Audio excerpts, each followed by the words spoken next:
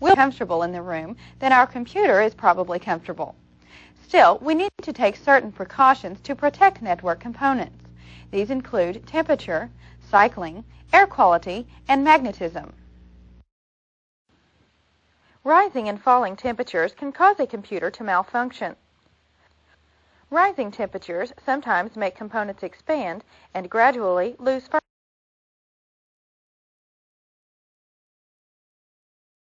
electrical contact with a socket, while falling temperatures make the components contract. It is always a good thing to make sure our computer fan is working properly. Cycling is the concept of leaving a computer on all the time.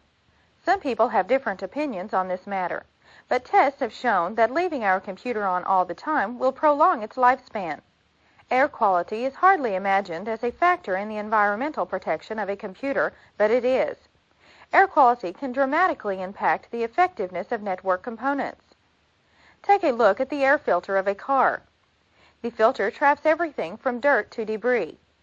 Environmental pollutants, including dust, smoke particles, and pencil eraser specks, can damage hard disks and other components of the computer. Let's take a look at magnetism. Magnetism can cause serious damage and data loss to hard disks.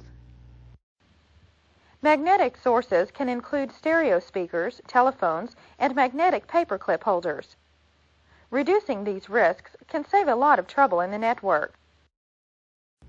The electrical environment, when it comes to computers, can cause a number of problems.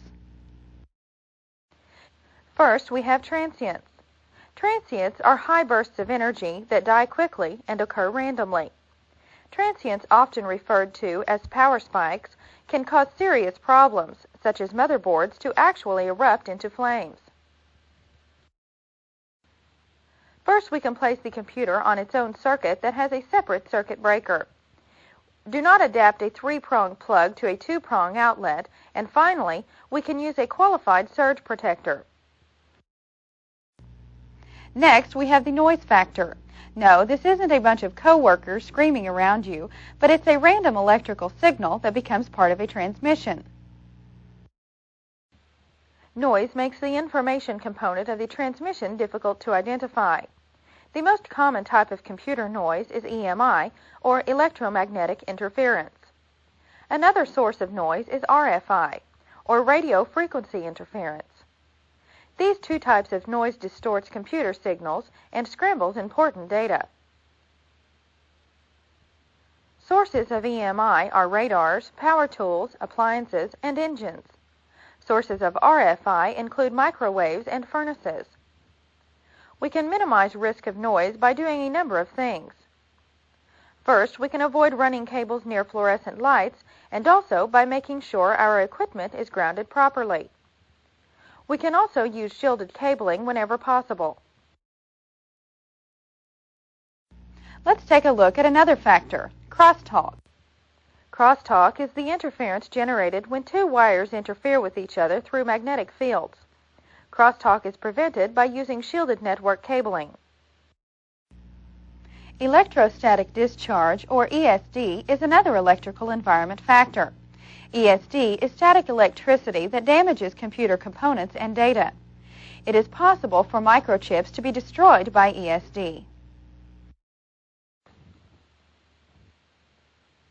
Some solutions to preventing this from happening are never to touch components by their electrical leads, do not let anyone touch you while working on boards containing integrated circuits, and always transport and store circuits and boards in shielded bags.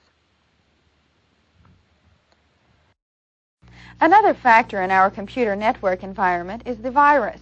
No, not a cold you get in October, but a computer virus. Viruses can quickly bring out damaging scenarios if they attack our network. It is essential in a network to set up procedures to protect the network against viruses.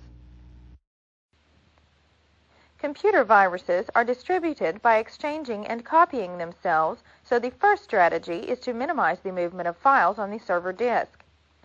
Viruses should be prevented from entering the system in the first place by blocking access points to the network, but sometimes this defense breaks down.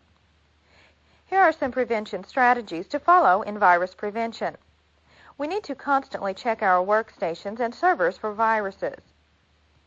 This is done through a variety of shareware and commercial virus checking software. Another strategy is to educate all users about viruses and how to prevent them from breaking out. We can control the different points of entry to network workstations and file servers, including floppy drives and modems. Finally, if a virus is discovered, we need to stop immediately and remove it with the appropriate software.